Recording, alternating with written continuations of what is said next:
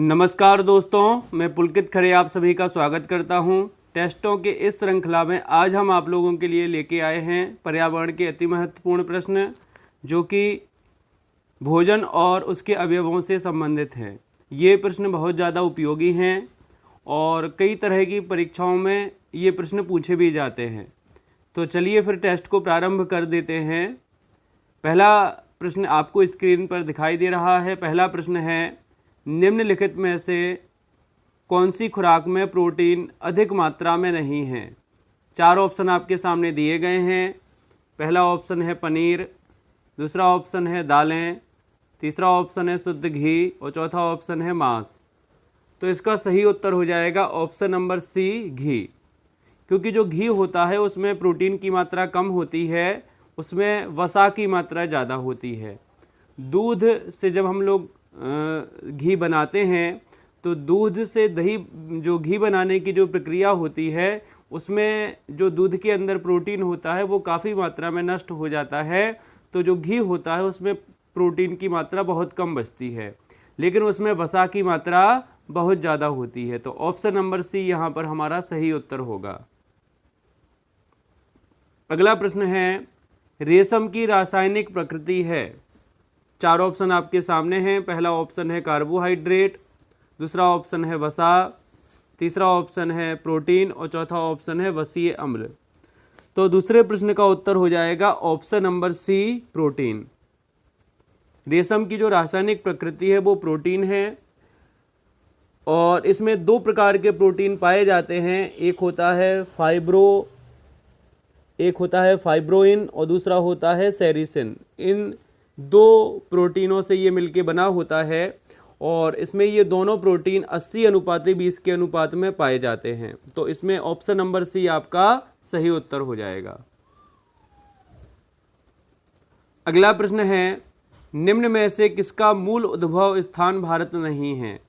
4 option आपके सामने हैं। पहला ऑप्शन है आम, दूसरा ऑप्शन है केला, तीसरा ऑप्शन है नारियल और चौथा ऑप्शन है स्ट्रॉबेरी।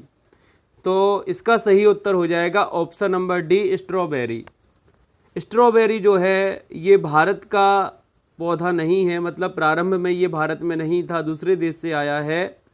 इसका जो शुरुआत है वो हुई थी फ्रांस में।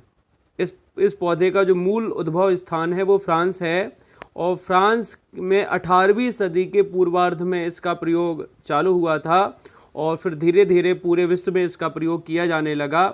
आजकल कई तरह की चीज़ों को बनाने में इसका प्रयोग होता है। स्ट्रॉबेरी फ्लेवर बहुत ही अच्छा फ्लेवर माना जाता है और आइसक्रीम, केक, बिस्किट, चॉकलेट, कई तरह की चीज़ों को बनाने में इसका प्रयोग बहुत ज़्यादा मात्रा में आजकल किया जाता है। तो ऑप्शन नंबर डी हमारा सही उत्तर हो जाएगा। अगला प्रश्न है, रक्त का थक्का बनाने में सहायक है। 4 ऑप्शन आपके सामने हैं। पहला ऑप्शन है विटामिन ए, दूसरा ऑप्शन है विटामिन बी, तीसरा ऑप्शन है विटामिन ई और चौथा ऑप्शन है विटामिन के। तो इसका सही उत्तर हो जाएगा ऑप्शन नंबर डी, विटामिन के। विटामिन के जो होता है वो हमारे शरीर में रक्त का थक्का जमाने का काम करता है। जब हमें कहीं पर चोट लग जाती है किसी स्थान से और जब वहाँ से खून निकलता है तो खून थोड़ा सा बाहर निकलता है, उसके बाद में उसका थक्का जम जाता है। उस थक्के की वजह से ज़्यादा खून हमारे शरीर से बाहर नहीं निकल पाता। तो इस खून का थक्का जमाने में सबसे बड़ा योगदान होता है विटामिन के का। यदि हमारे शरीर में विटामिन के की कमी हो जाती है तो उससे खून का थक्का नहीं जमता और कटे हुए स्थान से खून बहुत ज़्यादा बह जाता है। तो ऑप्शन नंबर डी हमारा सही उत्तर होगा। बाकी 3 विटामिन की अगर हम बात करें तो जो विटामिन ए होता है वो आवश्यक है हमारी आँखों के लिए बहुत ज़रूरी है। इसकी कमी से रतौंधी रोग होता है।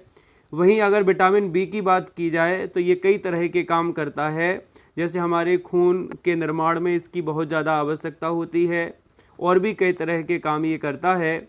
विटामिन ई जो होता है वो जनन क्रियाओं के लिए आवश्यक है, यानी यदि किसी व्यक्ति के शरीर में विटामिन ई की कमी है तो वो संतान उत्पन्न नहीं कर सकता है। तो ऑप्शन नंबर डी यहाँ पर हमारा सही उत्तर हो जाएगा। चलिए आगे बढ़ते हैं। अगला प्रश्न है 5वें नंबर का, दूध से दही बनना है। 4 ऑप्शन आपके सामने दिए गए हैं। पहला ऑप्शन है भौतिक परिवर्तन, दूसरा ऑप्शन है रासायनिक परिवर्तन, तीसरा ऑप्शन है तापीय परिवर्तन और चौथा ऑप्शन है नाभिकीय परिवर्तन। तो इसका सही उत्तर हो जाएगा ऑप्शन नंबर बी, रासायनिक परिवर्तन। दूध से दही का बनना एक रासायनिक प्रक्रिया है और इस प्रक्रिया को पूरा करने का जो काम करते हैं वो करते हैं लैक्टोबैसिलस नामक जीवाणु। लैक्टोबैसिलस नाम के जीवाणु होते हैं जो दूध को दही में परिवर्तित कर देते हैं। तो ऑप्शन नंबर बी यहाँ पर सही उत्तर हो जाएगा। अगला प्रश्न है, बिहार के निवासियों का मुख्य भोजन है। चार ऑप्शन आपके सामने हैं। पहला ऑप्शन है चावल, दूसरा ऑप्शन है गेहूं, तीसरा ऑप्शन है बाजरा और चौथा ऑप्शन है मक्का। तो इसका सही उत्तर हो जाएगा ऑप्शन नंबर ए, चावल। बिहार के निवासी चावल का भोजन के रूप में ज़्यादा प्रयोग करते हैं। बिहार में चावल की पैदावार भी ज़्यादा होती है और बिहार के निवासी चावल को खाना भी ज़्यादा पसंद करते हैं। तो ऑप्शन नंबर ए यहाँ पर सही उत्तर हो जाएगा। अगला प्रश्न है, किस विटामिन की कमी से घाव से रक्त का बहना नहीं रुकता? ऑप्शन चार आपके सामने दिए गए हैं। पहला ऑप्शन है विटामिन ए, दूसरा ऑप्शन है विटामिन बी, तीसरा ऑप्शन है विटामिन सी और चौथा ऑप्शन है विटामिन के। इसके बारे में पहले भी हम आपको बता चुके हैं कि विटामिन के की अगर हमारे शरीर में कमी हो जाए तो खून का बहना लगातार जारी रहता है, खून का थक्का नहीं बन पाता और कहीं पर चोट लग जाए तो उस कटे हुए स्थान से लगातार खून बहता रहता है। तो यहाँ पर हमारा सही उत्तर हो जाएगा ऑप्शन नंबर डी, विटामिन के। चलिए आगे बढ़ते हैं। अगला प्रश्न है, विटामिन ए की कमी से होने वाला रोग है। चार ऑप्शन आपके सामने हैं। पहला ऑप्शन है रिकेट्स, दूसरा ऑप्शन दिया गया है रतौंधी, तीसरा ऑप्शन दिया गया है स्कर्वी और चौथा ऑप्शन दिया गया है क्वासियोरकर। तो इसका सही उत्तर हो जाएगा ऑप्शन नंबर बी, रतौंधी। विटामिन ए हमारी आँखों के लिए बहुत ज़्यादा आवश्यक है। यदि हमारे शरीर में विटामिन ए की कमी हो जाती है तो उससे आँखों से संबंधित बीमारियां होती हैं। उन्हीं में से एक बीमारी है रतौंधी। रतौंधी एक खतरनाक बीमारी है और इसमें रात के समय में आँखों से दिखना कम हो जाता है, धुंधला हमें दिखाई देता है। तो ऑप्शन नंबर बी हमारा सही उत्तर हो जाएगा। बाकी तीन भी बीमारियों के नाम हैं। बाकी तीन बीमारियों की अगर हम बात करें तो जो रिकेट्स बीमारी है वो होती है विटामिन डी की कमी से, और इस बीमारी में जो बच्चों के हाथ पैर होते हैं वो दुबले पतले पड़ जाते हैं, कमज़ोर हो जाते हैं बच्चे, इसलिए इस रोग को सूखा रोग भी कहा जाता है। वहीं अगर हम स्कर्वी की बात करें तो जो स्कर्वी रोग होता है इसमें हमारे मसूड़ों से खून निकलने लगता है और मसूड़े कमज़ोर पड़ जाते हैं और आगे चल के दांत भी झड़ने लगते हैं, और ये होता है विटामिन सी की कमी से। वहीं अगर क्वासियोरकर की बात की जाए तो ये रोग होता है प्रोटीन की कमी से। ठीक है ना? तो ऑप्शन नंबर बी यहाँ पर हमारा सही उत्तर हो जाएगा। आगे बढ़ते हैं। अगला प्रश्न है, प्रोटीन का सर्वोत्कृष्ट स्रोत है। चार ऑप्शन आपके सामने दिए गए हैं। पहला ऑप्शन है दूध, दूसरा ऑप्शन है मांस, तीसरा ऑप्शन है सोयाबीन और चौथा ऑप्शन है अंडा। तो इसका सही उत्तर हो जाएगा option number C, soybean. Soybean में बहुत ज़्यादा मात्रा में प्रोटीन पाया जाता है। ये प्रोटीन का सबसे महत्वपूर्ण स्रोत है। बाकी के जो ऑप्शन दिए गए हैं उनमें भी प्रोटीन पाया जाता है, लेकिन यहाँ पर हमें सर्वोत्कृष्ट स्रोत बताना है। मतलब चारों में जो सबसे ज़्यादा है, जिनमें सबसे ज़्यादा प्रोटीन पाया जाता है, हमें उसके बारे में बताना था। तो ऑप्शन नंबर सी यहाँ पर हमारा सही उत्तर हो जाएगा। ठीक है, चलिए आगे बढ़ते हैं अगले प्रश्न की ओर। अगला प्रश्न है, भिंडी में पाया जाता है। चार ऑप्शन आपके सामने हैं। पहला ऑप्शन है फास्फोरस, दूसरा ऑप्शन है विटामिन ए, तीसरा ऑप्शन है विटामिन सी और चौथा ऑप्शन है ये सभी। तो इसका सही उत्तर हो जाएगा ऑप्शन नंबर डी, ये सभी। भिंडी में फास्फोरस भी होता है, विटामिन ए भी पाया जाता है, विटामिन सी भी पाया जाता है, और जो भिंडी होती है वो मालवेसी कुल का पौधा है। 1 सेंटीमीटर तक इसकी लंबाई होती है। ये एक महत्वपूर्ण सब्जी है जो हम सभी खाते हैं और बहुत ज़्यादा पौष्टिक भी सब्जी होती है। चलिए, तो ऑप्शन नंबर डी हमारा सही उत्तर हो जाएगा। यहाँ पर अगले प्रश्न की ओर बढ़ते हैं। अगला प्रश्न है प्रश्न नंबर 11। भारत में फलों के अंतर्गत सर्वाधिक क्षेत्र है? चार ऑप्शन आपके सामने हैं। पहला ऑप्शन है नींबू का, दूसरा है अमरूद का, तीसरा ऑप्शन है आम का और चौथा ऑप्शन है पपीते का। तो वैसे तो इन चारों फलों की खेती भारत में की जाती है, लेकिन सबसे ज़्यादा क्षेत्र की बात की जाए तो आम जो है वो सबसे ज़्यादा क्षेत्र पर उगाया जाता है। तो ऑप्शन नंबर सी यहाँ पर हमारा सही उत्तर हो जाएगा। आम एक महत्वपूर्ण फल है और भारत के आम दुनिया भर में मशहूर हैं। पूरे विश्व में दुनिया के कई सारे देशों में भारत के आमों को भेजा जाता है और भारत में 41% आमों का उत्पादन किया जाता है। यदि हम पूरे विश्व की बात करें तो पूरे विश्व के 41% आमों का उत्पादन अकेले भारत के अंदर ही होता है। इसके बाद में चीन और थाईलैंड का स्थान आता है। तो आम एक बहुत महत्वपूर्ण फल है। इसकी वजह से आम को भारत का राष्ट्रीय फल भी घोषित किया गया है। तो ऑप्शन नंबर सी हमारा यहाँ पर सही उत्तर हो जाएगा। अगला प्रश्न है, निम्नलिखित में से किस वर्ग में प्रोटीन की प्रचुरता है? चार ऑप्शन आपके सामने हैं। 3-3 के समूह यहाँ पर दिए गए हैं। पहले समूह में है दूध, आम, गाजर, दूसरे समूह में है अंडा, मटर, मछली, तीसरे समूह में है सोयाबीन, चना, मक्का और चौथे समूह में है सेब, दही, मांस। तो इसका सही उत्तर हो जाएगा ऑप्शन नंबर सी, सोयाबीन, चना, मक्का। वैसे तो यहाँ पर जितने भी खाद्य पदार्थ दिए गए हैं सभी में प्रोटीन पाया जाता है, लेकिन हमें उस समूह को चुनना था जिसमें सबसे ज़्यादा प्रोटीन पाया जाता है। तो ऑप्शन नंबर सी हमारा यहाँ पर सही उत्तर हो जाएगा। सोयाबीन और चना जो हैं वो प्रोटीन के मुख्य स्रोत हैं। इसके अलावा मक्का में भी बहुत ज़्यादा मात्रा में प्रोटीन पाया जाता है। तो ऑप्शन नंबर सी सही उत्तर होगा। आगे बढ़ते हैं अगले प्रश्न की ओर। अगला प्रश्न है, मनुष्य के शरीर की जैव रासायनिक प्रयोगशाला है? चार ऑप्शन आपके सामने हैं। पहला ऑप्शन है आमाशय, दूसरा ऑप्शन है यकृत, यकृत यानी कि लीवर, तीसरा ऑप्शन है आंत्र, आंत्र यानी कि आंत और चौथा ऑप्शन है वृक्क, वृक्क यानी कि किडनी। तो इसका सही उत्तर हो जाएगा ऑप्शन नंबर बी, यकृत। हमारे शरीर की जो महत्वपूर्ण जैव रासायनिक क्रियाएं होती हैं भोजन को पचाने के लिए, वो सारी की सारी यकृत के अंदर ही कंप्लीट होती हैं। और जो महत्वपूर्ण जो हार्मोन होते हैं उनका उत्सर्जन भी यकृत के द्वारा ही होता है। तो इसीलिए यकृत को जैव रासायनिक प्रयोगशाला कहा गया है। तो ऑप्शन नंबर बी हमारा सही उत्तर हो जाएगा। अगला प्रश्न है भारत 14वें नंबर का प्रश्न है, हम भोजन करते हैं एवं पाचन होता है, इस पचित भोजन के उपयोगी पदार्थों का अवशोषण होता है। चार ऑप्शन आपके सामने हैं। पहला है आमाशय की दीवार से, दूसरा ऑप्शन है छोटी आंत की दीवार से, तीसरा ऑप्शन है बृहद आंत की दीवार से और चौथा ऑप्शन है यकृत से। तो इसका सही उत्तर हो जाएगा ऑप्शन नंबर बी, छोटी आंत की दीवार से। हमारे आमाशय में यानी कि हमारे पेट में जो भोजन होता है उसका पाचन होता है और पाचन क्रिया के बाद में जो पचा हुआ भोजन होता है वो छोटी आंत के अंदर जाता है और छोटी आंत की जो दीवारें होती हैं उस पचे हुए भोजन में से जो उपयोगी पदार्थ होते हैं जो हमारे शरीर को ताकत देते हैं, हमारे शरीर को ऊर्जा देते हैं और जिनसे हमारे शरीर की वृद्धि होती है, उन सभी पोषक तत्वों को, पोषक पदार्थों को छोटी आंत की दीवारें खींच लेती हैं, अवशोषित कर लेती हैं। उसके बाद में जो वेस्टेज मटेरियल बचता है जो किसी काम का नहीं है वो पूरा फिर बड़ी आंत में आता है और बड़ी आंत से फिर वो हमारे शरीर से बाहर निकल जाता है। तो ऑप्शन नंबर बी यहाँ पर सही उत्तर हो जाएगा।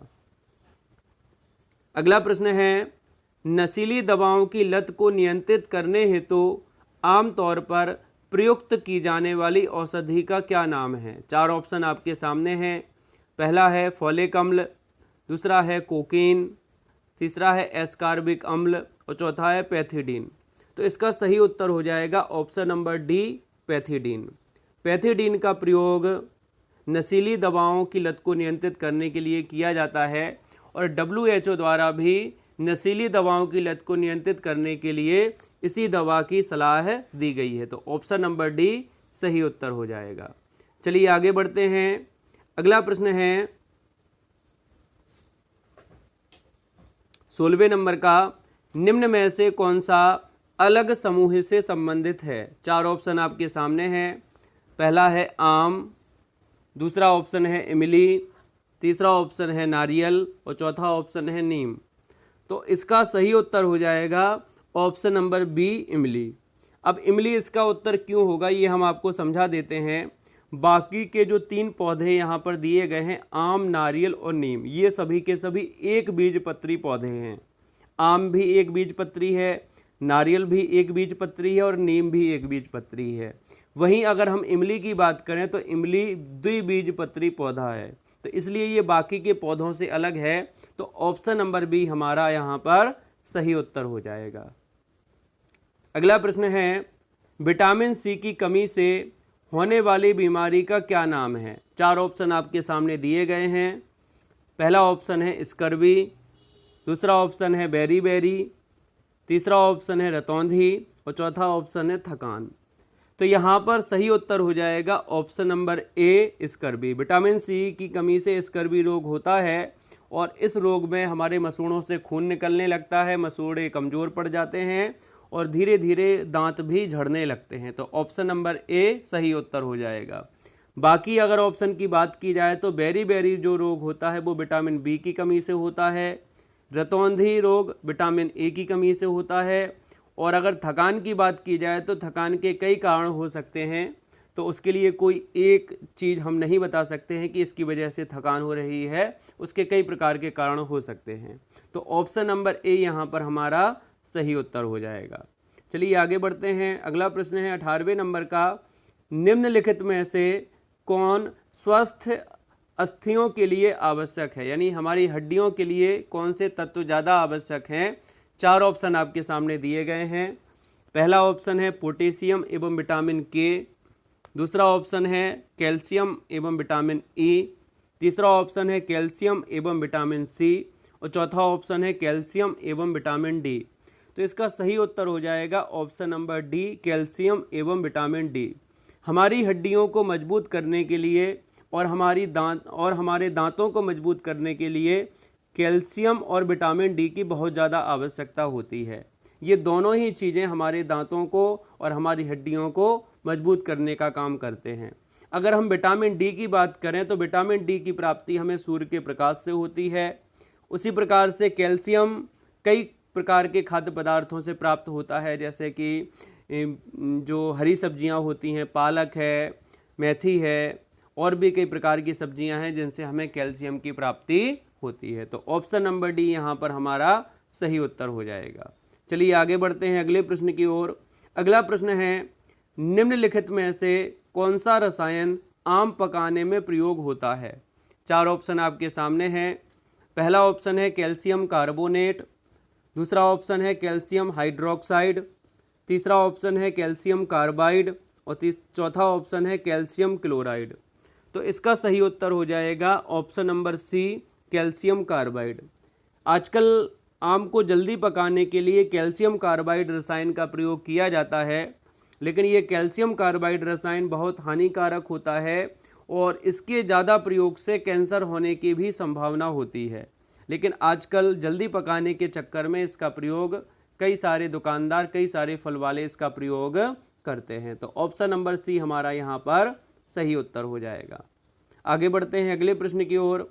अगला प्रश्न है, चावल को पॉलिश करने पर कौन सा विटामिन नष्ट हो जाता है? चार ऑप्शन आपके सामने हैं। पहला ऑप्शन है एस्कॉर्बिक एसिड, दूसरा ऑप्शन है कैल्सीफेरॉल, तीसरा ऑप्शन है थायरोक्सिन और चौथा ऑप्शन है थायमिन। तो इसका सही उत्तर हो जाएगा option number D, thiamine. Vitamin B को थायमिन कहा जाता है और जब हम चावल को पॉलिश करते हैं तो उसके अंदर जो विटामिन बी होता है वो नष्ट हो जाता है। तो ऑप्शन नंबर डी हमारा सही उत्तर हो जाएगा। आगे बढ़ते हैं अगले प्रश्न की ओर। अगला प्रश्न है, क्वासरकोर नामक रोग किसकी कमी से होता है? चार ऑप्शन आपके सामने हैं। पहला ऑप्शन है कार्बोहाइड्रेट, दूसरा ऑप्शन है प्रोटीन, तीसरा ऑप्शन है विटामिन और चौथा ऑप्शन है आयोडीन। तो क्वासरकोर जो रोग होता है वो होता है प्रोटीन की कमी से, option number B. Option number B हमारा सही उत्तर होगा यहाँ पर। प्रोटीन की कमी से क्वाशरकोर रोग होता है और इस रोग में थकान, भूख न लगना, पेट संबंधी विकार, ये सारी समस्याएं इस रोग में होती हैं। ऑप्शन नंबर बी यहाँ पर हमारा सही उत्तर हो जाएगा। चलिए आगे बढ़ते हैं। क्वेश्चन नंबर 22 आपके सामने है। दही निर्माण हेतु कौन सूक्ष्मजीवी उत्तरदायी है? 4 ऑप्शन आपके सामने हैं। पहला ऑप्शन है एस्परजिलस, दूसरा ऑप्शन है स्ट्रेप्टोकोकस, तीसरा ऑप्शन है रेट्रोवायरस और चौथा है लैक्टोबैसिलस। तो इसका सही उत्तर हो जाएगा ऑप्शन नंबर डी, लैक्टोबैसिलस। अभी हम पिछले क्वेश्चन में भी आपको इसके बारे में बता चुके हैं कि जो लैक्टोबैसिलस नामक जीवाणु होता है वो दूध को दही में परिवर्तित कर देता है और ये एक प्रकार की रासायनिक क्रिया होती है जो कुछ घंटों में दूध को दही में परिवर्तित कर देती है। तो ऑप्शन नंबर डी हमारा यहाँ पर सही उत्तर हो जाएगा। चलिए आगे बढ़ते हैं अगले प्रश्न की ओर। 23वां प्रश्न है, इंसुलिन की रासायनिक प्रकृति है। 4 ऑप्शन आपके सामने हैं। पहला ऑप्शन है विटामिन, दूसरा ऑप्शन है प्रोटीन, तीसरा ऑप्शन है वसा और चौथा ऑप्शन है कार्बोहाइड्रेट। तो इसका सही उत्तर हो जाएगा ऑप्शन नंबर बी, प्रोटीन।